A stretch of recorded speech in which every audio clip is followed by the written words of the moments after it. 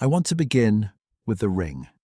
I want to begin there because everything else, all the years of it, all the visits and the silences and the things Gilles and I agreed we would never write down in any official report, rests on that one object and what I know to be true about it.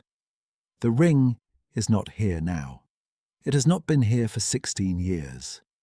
But I can still feel the weight of it, which was heavier than a ring that size had any right to be, and I can still see the marks on the inside of the band when I held it up to the kitchen light, with the magnifying lens from my field kit, those careful parallel grooves pressed in groups of 3, running all the way around the inner circumference. 17 groups in total, each group spaced almost exactly the same distance from the next, more evenly than I could have managed with a caliper. I am Edith Cormier. I was a land surveyor with the British Columbia Ministry of Lands for 33 years, from 1961 until 1994. And before that, I did boundary and topographic work for 2 private firms, one in Prince Rupert and one in Smithers. I have spent the better part of my adult life measuring things. That is what the work asks of you, precision, and the willingness to record what the instruments show rather than what you expected them to show. I tell you this because I want you to understand what kind of person is speaking to you right now, and what it costs me, even now, to say what I am going to say. The ring measured 14 millimeters across its face. That is not unusual for a man's wedding band from the mid-20th century, though on the wide end. What was unusual was the interior diameter. I measured it 3 times with the same small rule I used for boundary pins. It was 60 millimeters. That gives a circumference of roughly 188 millimeters, which is to say approximately 7.5 inches. The average circumference of a large man's ring finger is somewhere between 60 and 65 millimeters. This ring would have required a finger nearly 3 times that size. I wrote those numbers down in a notebook that I still have in the drawer beneath this table, and the numbers have not changed. Gilles Pedneau died in November of last year. He had been my field partner for 28 years, from 1966 until I retired, and he was the only other person alive who knew the full account of what happened in those years near Terrace. He was 74 when he died.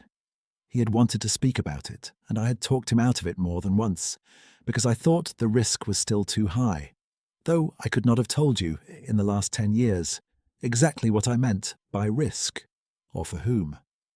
The people who needed protecting were all gone. Vera McIntosh had been gone since 1989. Her son Dennis had moved to Alberta by 2000 and never, so far as I know, told anyone what he found in the spring of 1990. The risk was something I kept out of habit, the way you keep a coat that no longer fits because you remember needing it. Gilles died of a stroke, quick and clean, the way he had always said he wanted to go. I went to his daughter's house in Smithers for the service, and I drove back to Terrace alone in December, with the snow coming sideways off the Skeena, and I sat at this table for 2 evenings without speaking to anyone. Then I got the recorder out of the drawer, and I set it on the table between the salt cellar and the butter dish, and I turned it on. I have been speaking into it off and on since January. This is the part I could not get to until now. My name is Edith Cormier, and I am 79 years old, and in the autumn of 1972, I walked into a stretch of spruce timber 18 kilometers north of Terrace with my field partner, Gilles Pedneau, to run a boundary correction on a piece of Crown land, and what happened there over the following 17 years, I have not told to another living person until this recorder was put on this table. It begins, as most things begin in survey work, with a map that did not match the ground. The boundary in question ran along the east side of a privately held trapline property, a piece of land that had been preempted in 1941 by a man named Gordon McIntosh, who had homesteaded it with his wife Vera, and worked it as a trapping and small-scale subsistence holding for nearly 20 years before he died of a heart attack in the winter of 1960.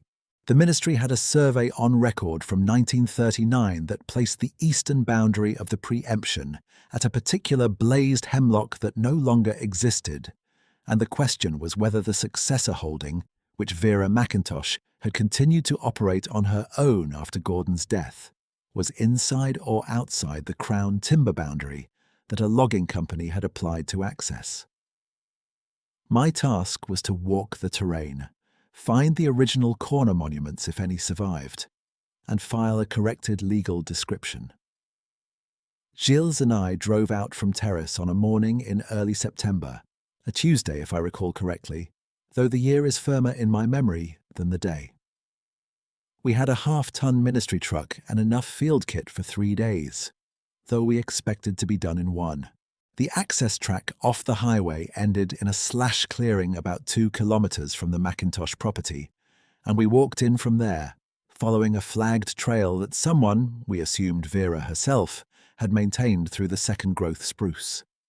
It was a mild September, the kind that fooled you into thinking winter was still months away, and the light through the trees was the pale gold of a season already starting to think about leaving. Vera McIntosh was 63 years old when we arrived at her door. I had been told in the ministry files that she was the widow of the original preemptor, and that she lived alone and operated a small line of traps along the Usk Creek drainage. The file said nothing else about her. She opened the door before we had reached the bottom of the porch steps, which meant she had heard us coming well before we heard ourselves, and she stood there in a canvas apron over a wool shirt and dark trousers, with a rag in one hand, and the look of a woman who had expected someone and was mildly surprised to find it was us. She was not a large woman. She was perhaps 5'4", with grey hair pulled back simply, and a face that had been, I thought, quite beautiful in her youth and was still interesting in her age, with high cheekbones and a jaw that had stayed firm and pale blue eyes that watched you with an attention that felt neither unfriendly nor entirely welcoming. She invited us in for tea without warmth and without coldness, as if hospitality were a precision instrument she had learned to use correctly rather than something that moved in her like a feeling. Her kitchen was clean and orderly and smelled of wood smoke and something I could not identify. Something animal and dry, not unpleasant. There was a blue-tick coonhound asleep under the table. There were field tools hanging on one wall, and a row of mason jars on a shelf above the stove, and a calendar from 1970 still on the wall, 2 years behind. She poured tea from a heavy brown pot and set out a plate of biscuits, and sat across from us at the table, without any of the preliminary apologies or deflections that women of that generation often performed for the benefit of strangers. She asked us our business in 3 words. What corner exactly? We told her. She nodded once. She said the old hemlock had blown down in 1965, and she had a corner stake in the ground at what she believed was the original location, set by her husband the year before he died from a survey he had done himself, with a transit borrowed from a man in town. She offered to walk us there in the morning. We said that would suit us very well. She showed us where we could set up our tent behind the woodshed, and she said supper would be on the table at 6 o'clock if we wanted it. And that was that. What I remember most about that first evening is the quiet, not the ordinary quiet of the bush, which is full of sound if you attend to it, but a particular quality of stillness around the cabin itself, as if the space within 30 or 40 meters of the building had been set aside for something. The dog, Reeve, came out with us when we made camp, but she did not wander toward the trees the way a coonhound usually will, restless and nose down. She stayed within 10 feet of whoever was nearest her, and she sat facing the tree line. At 6 o'clock we went inside and ate a very good supper of moose stew and bread and canned tomatoes, and Vera said perhaps 20 words across the entire meal, which suited Gilles and me well enough, as we were tired from the walk in. After the dishes were done, she sat in a chair by the wood stove with her mending, and we sat at the table with our field notes, and it was as companionable an evening as I remember spending with a near stranger. I do not know exactly what time it was when Gilles looked up from the table. I remember the lamp was burning low, and I had been half asleep over my notes. Gilles was very still, which was unusual for him, because he was a man who moved constantly, tapping a pencil, or rolling his shoulders, or pulling at his collar. I followed his gaze to the south-facing window, and I looked at what he was looking at, and what I saw was the tree line at the edge of the clearing, 60 meters away, in the dark. There was nothing there, or rather, there was the tree line and the dark between the trees, and then a piece of dark that was not between the trees, but in front of them. And that piece of dark was very large, and it was upright, and it was not moving. I want to be precise about this. I did not see a creature that evening. I saw a mass of darkness at the edge of the spruce tree line, upright, perhaps 9 feet tall from where I was sitting, perfectly still, for perhaps 40 seconds. Then Vera made a small sound from her chair, not a word, just a low exhale, and the darkness moved, not quickly, with a deliberateness that felt more like stepping back than fleeing. And then it was gone, absorbed into the timber, and the tree line looked like a tree line again. Gilles and I looked at each other across the table. We did not speak. Vera had picked up her mending again. The dog was still under the table. We went to bed in the tent behind the woodshed at 9 o'clock, and Gilles whispered to me in the dark that he was fairly sure he had seen something, and I said I was fairly sure I had too, and we agreed to say nothing about it until we had thought it through, and then we fell asleep. We spent the following day doing boundary work with Vera. She was excellent in the field, knowledgeable about the terrain in the way only decades of walking it creates, and she found her husband's corner stake within 20 minutes of arriving at the approximate location. It was solid iron, hand-driven, still perfectly plumb, and it matched the archival description within acceptable tolerance. Gilles and I ran our measurements, and by mid-afternoon we had what we needed. We filed a corrected description that autumn, and the logging application was adjusted accordingly. And as far as the ministry was concerned, the Macintosh property matter was resolved. I went back the following June, alone, on my own time. I told my supervisor I needed to verify a secondary azimuth, which was not entirely untrue.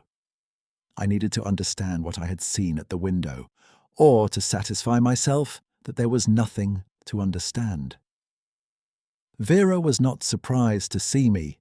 She made tea. The dog came to my hand and pushed her muzzle against my knee in the slow way of older dogs. And I asked Vera plainly what had been standing at the tree line that September evening. She considered this for a long time. Long enough that I began to think she was not going to answer. Then she said, without looking at me, that she had a neighbour who kept different hours than most people. That was the whole of her answer. I asked how long she had had this neighbour. She said since the winter of 1962. Gordon had been dead 2 years, and she had been running the trapline alone, and one morning in February she had found her woodpile organised. Not moved, organised. The same wood she had left in a loose pile the night before, stacked against the north wall of the shed with a precision that her arthritic hands could not have managed. She had thought it was a neighbouring trapper, or perhaps the teenager from the store in town who sometimes came out to check on her. She had left a bit of food on the porch step. It was taken. She left more. It was always taken.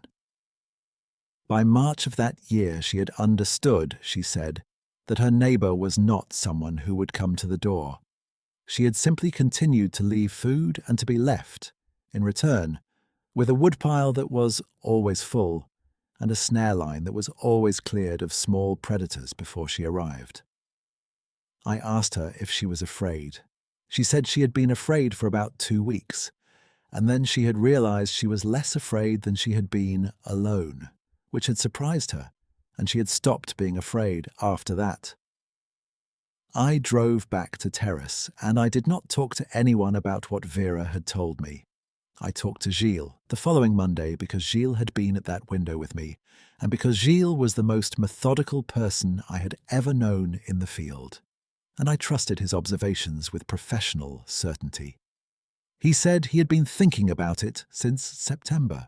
He said he had measured the outline in his memory the way we both measured things, and he had come up with an upright form, bipedal, between 8.5 and 9.5 feet in height.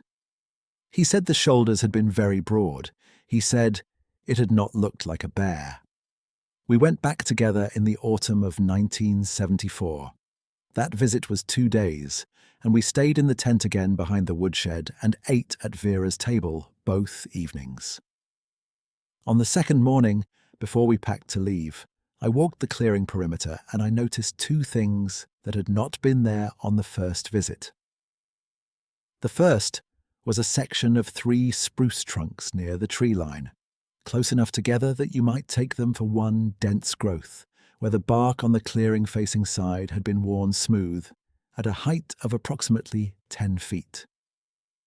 Not stripped, not damaged in the way of a windfall or an animal marking territory, worn the way you see along a deer trail at a rubbing post. But the height was wrong for any deer or moose I had encountered, and the smoothed area on each trunk was roughly the width of a broad shoulder.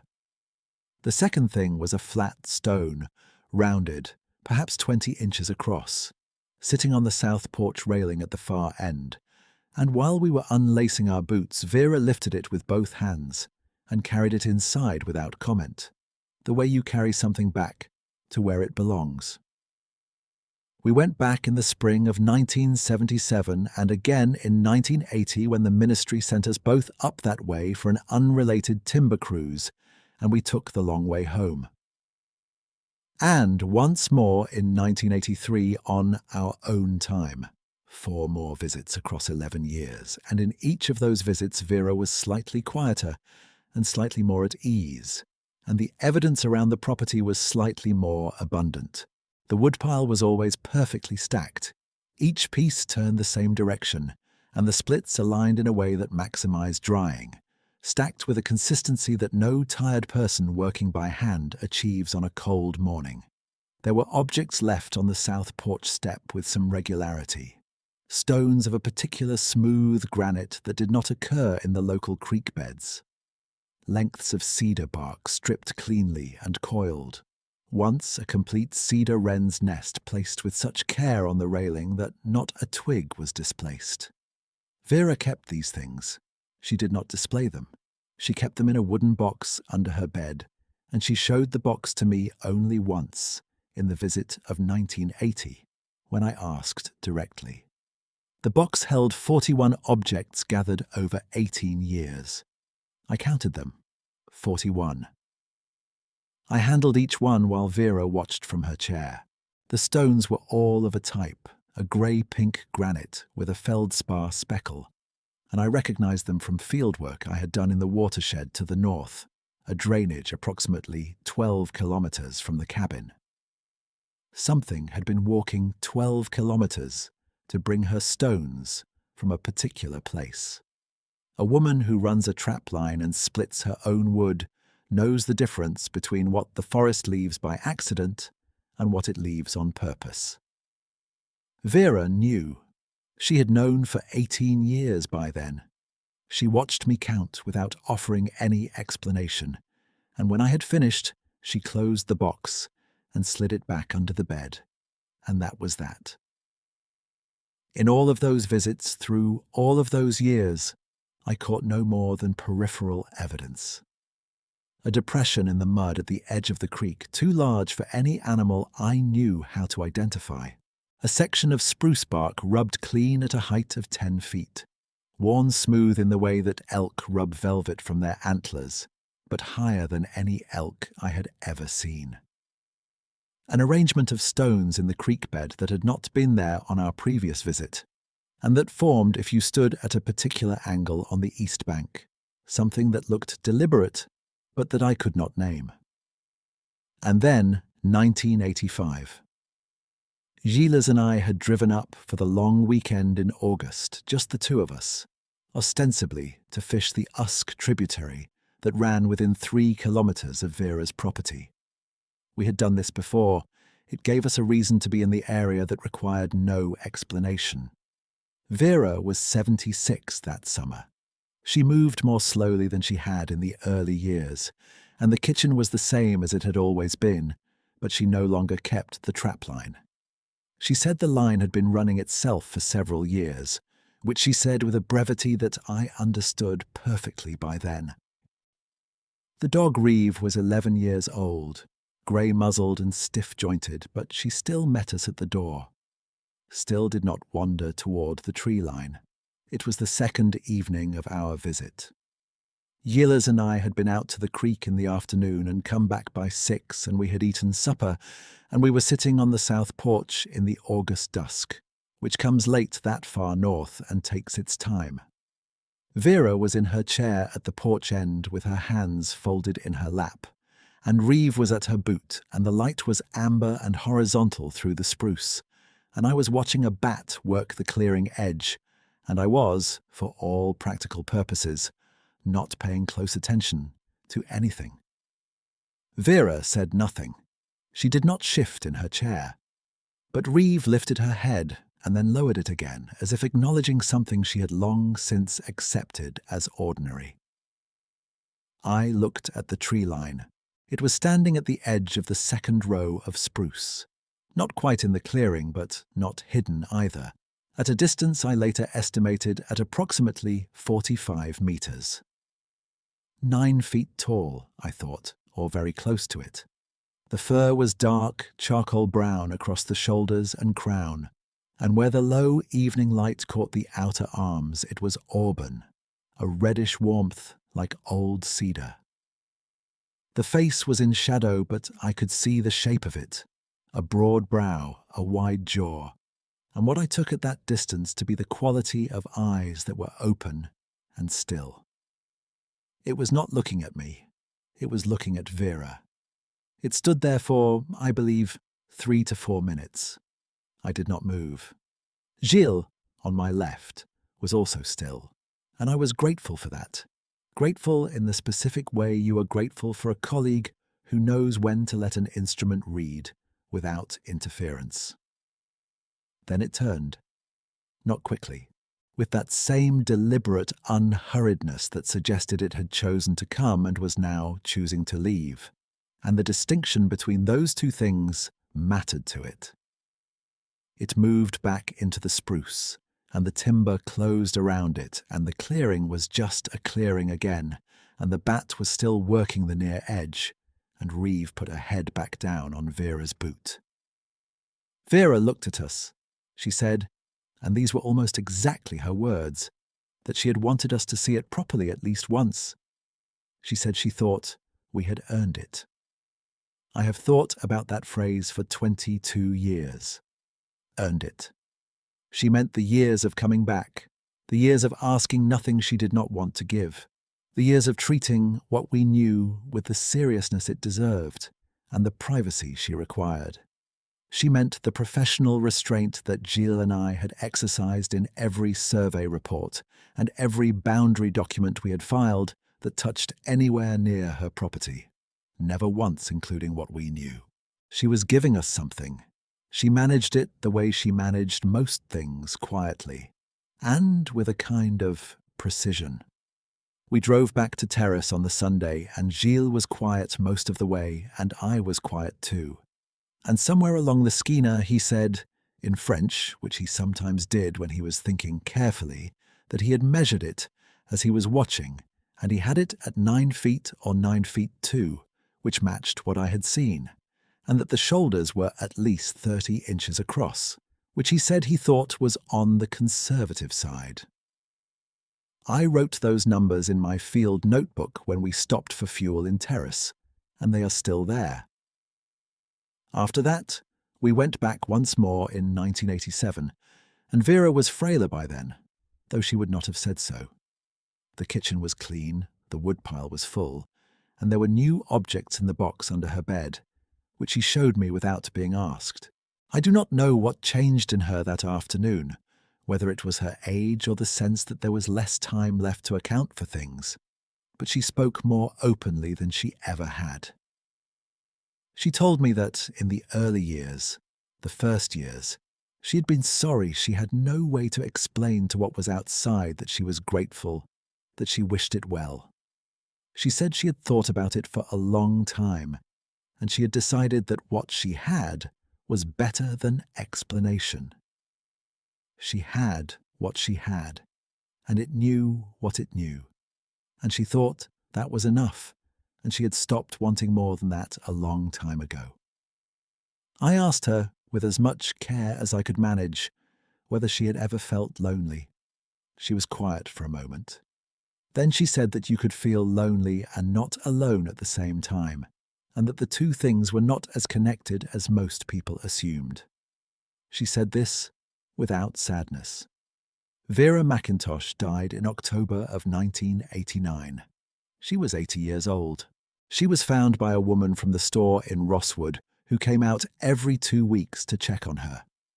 The official cause was heart failure, which the doctor at the Terrace Hospital recorded on the certificate without particular attention. She was buried in the small cemetery at the edge of the town where her husband Gordon was already buried, and I attended the service, and the man who spoke was a minister who had not known her, and so what he said was general and not wrong, but not hers either. Her son Dennis McIntosh came up from Kelowna to settle the property. He was 51 by then, a practical man who had left the north when he was 20 and had not been back often. He was not unkind. He stayed through the winter and into the spring of 1990 to clear the cabin and arrange the sale of the land to the ministry under a conservation acquisition, which Vera had apparently specified in her instructions. I got the call from Dennis in April of 1990. He said he had found something and he did not know what to do with it, and he thought he should bring it to me because his mother had mentioned my name more than once over the years, in a way that made him think I was someone she trusted. He drove to Terrace on a Thursday morning, and he set a small cloth bag on my kitchen table, right here where this recorder is now, and he opened the bag and took out the ring. It was a plain yellow gold band, wide, heavier than I expected for its size. No gemstone, no decorative work on the exterior, nothing to suggest it had been purchased from a jewelry store or made by a craftsman who worked with human hands in a conventional workshop. The gold was real. I was certain of that, soft and warm-coloured in the way of older gold. The exterior was completely smooth, with no marks and no scratching. Then I turned it over and held the inside face to the kitchen light, and I got the magnifying lens from my field kit. The interior bore a series of parallel grooves, pressed in groups of 3, running all the way around the circumference. Not cut, pressed. The edges of each groove were smooth, not fractured, which meant something round and hard had been drawn steadily along the metal rather than a blade drawn across it. I counted 17 groups of 3, and the spacing between each group was almost exactly identical. Not a craftsman's identical, because a craftsman with a lathe and a template can be more perfect than this. This was the identical of something that had counted carefully, that had applied the same pressure and the same spacing by feel and by memory, and by a kind of intention that I had no professional language to describe. Dennis said he had found it inside the hollow of a fallen cedar log, approximately 300 meters northeast of the cabin, in a depression in the wood that looked as if it had been cleared of debris specifically for the purpose of placing something there. The log was old, 30 or 40 years fallen at his guess, and the hollow was deep enough and dry enough to have preserved whatever was placed in it from the weather. He said the ring was the only object in the hollow, placed at about arm's depth on a bed of dry cedar fibre that looked as if it had been arranged. He said his mother had not, to his knowledge, owned a ring of any description other than her own wedding band and Gordon's, both of which were in the effects in the cabin. I measured the interior diameter of the ring 3 times with my field rule. Each time I got 60 millimeters. I did the arithmetic. 7.5 inches of circumference. I looked at my own ring finger, which is long for a woman's, and I held the ring over it, and the ring could have circled my entire hand at the widest point and slipped off the other side without resistance. I told Dennis that I thought his mother should have it back. That was the only thing I could think to say that was true, and that served the situation. He agreed without hesitation. He said he had felt that was probably right, but he had wanted someone else to tell him so. We put the ring back in the cloth bag, and Dennis drove south to Kelowna 2 days later, and within the month he had arranged with the Terrace cemetery to have the ring placed with Vera at burial.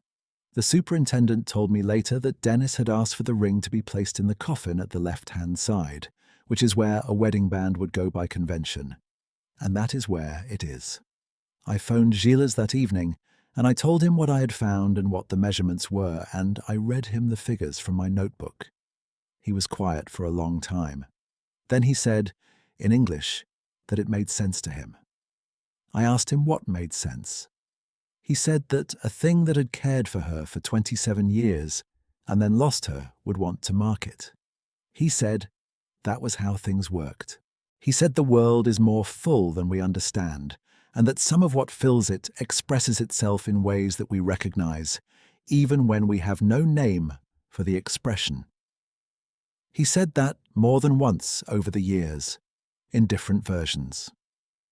Gilles had been raised in a Catholic household in the Lac Saint-Jean country and had drifted from it steadily over his adult life and arrived somewhere that was not religion and was not its absence but was something he could not quite articulate except by gestures toward the specific and the strange and the warmth that these things carried with them. I think about that position of his. I think it is the most honest one available. I retired in 1994.